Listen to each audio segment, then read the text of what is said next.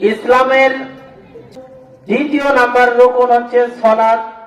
তাহলে ইসলামের মোট রোকন বা স্তর কয়টি, এটা আপনার আমার সবাইকে জানা দরকার। আমি যদি প্রশ্ন করি যে ইসলামের রোকন কয়টি, অনেকেই হয়তো জানেন, আবার অনেকেই জানেন না।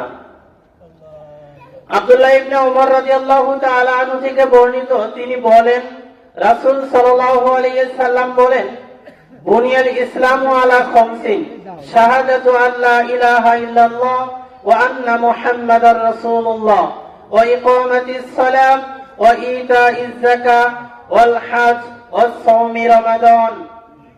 হাদিসটি বুখারী শরীফ 4514 নম্বর হাদিস, মুসলিম শরীফ 16 নম্বর হাদিস, মিশকাত শরীফ 3 নম্বর হাদিস। আব্দুল্লাহ ইবনে ওমর রাদিয়াল্লাহু তাআলা থেকে বর্ণিত, তিনি বলেন, রাসূলুল্লাহ সাল্লাল্লাহু আলাইহি সাল্লাম বলেন, বুনিয়াল ইসলামু আলা খামসিন, ইসলাম 5টি জিনিসের উপর স্তম্ভিত।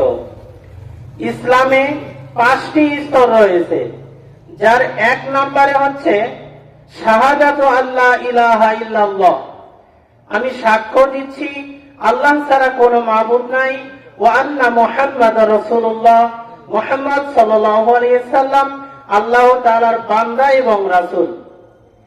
দ্বিতীয় নম্বরে রাসূলুল্লাহ সাল্লাল্লাহু আলাইহি সাল্লাম বলেন, ওয়া ইকামাতিস সালাহ, যথাযথভাবে সালাত আদায় করতে হবে বা সালাত প্রতিষ্ঠিত করতে হবে।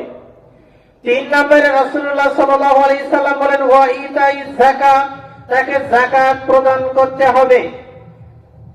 4 নম্বরে রাসূলুল্লাহ সাল্লাল্লাহু আলাইহি সাল্লাম বলেন, ওয়াল হজ, তাকে হজ পালন করতে হবে। যাদের সামর্থ্য আছে তাদের হজ পালন করতে হবে।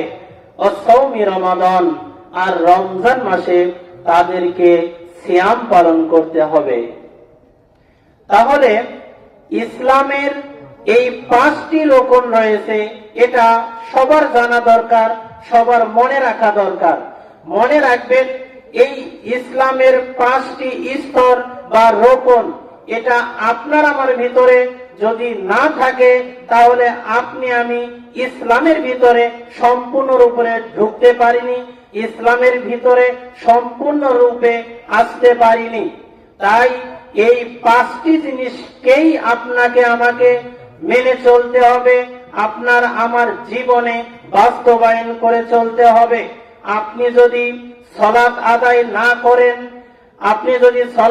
না করেন, তাহলে আপনি ইসলামের ভিতরে এখনো প্রবেশ করেননি, আপনার ভিতরে ঘাটতি রয়েছে। আপনার যদি হজ পালন করা সামর্থ্য থাকে, আপনি যদি হজ না করেন, তাহলে আপনি সম্পূর্ণরূপে ইসলামের ভিতরে প্রবেশ করেননি। আপনার প্রতি যদি যাকাতের বিধান থাকে, আপনার নিসাব পরিমাণ যদি সম্পত্তি থাকে, আপনি যদি যাকাত না দেন, তাহলে আপনি সম্পূর্ণরূপে ইসলামের ভিতরে প্রবেশ করেননি। এ ব্যাপারে আল্লাহ তাআলা সূরা বাকারা 208 নম্বর আয়াতে আল্লাহ তাআলা বলেন, ইয়া আইয়ুহাল্লাযীনা আমানু দুখুলু ফিস সিলমি কাফা, হে ঈমানদারগণ লোকেরা, উদখুলু, তোমরা প্রবেশ করো, ফিস সিলমি কাফা, তোমরা সম্পূর্ণরূপে ইসলামের ভিতরে প্রবেশ করো। ওয়ালা তাত্তাবিউ, তোমরা অনুসরণ করো না, খুতুওয়াতিশ শাইতান, তোমরা শয়তানের পথ অনুসরণ করো না, তোমরা শয়তানের পথে চলো না। ইন্নাহু লাকুম আদুউম মুবিন, নিশ্চয় শয়তান তোমাদের প্রকাশ্য শত্রু। তাহলে আল্লাহ তাআলা আপনাকে আমাকে সম্পূর্ণরূপে ইসলামের ভিতরে প্রবেশ করতে বললেন, আপনাকে আমাকে সম্পূর্ণরূপে ইসলামের ভিতরে প্রবেশ করতে হবে।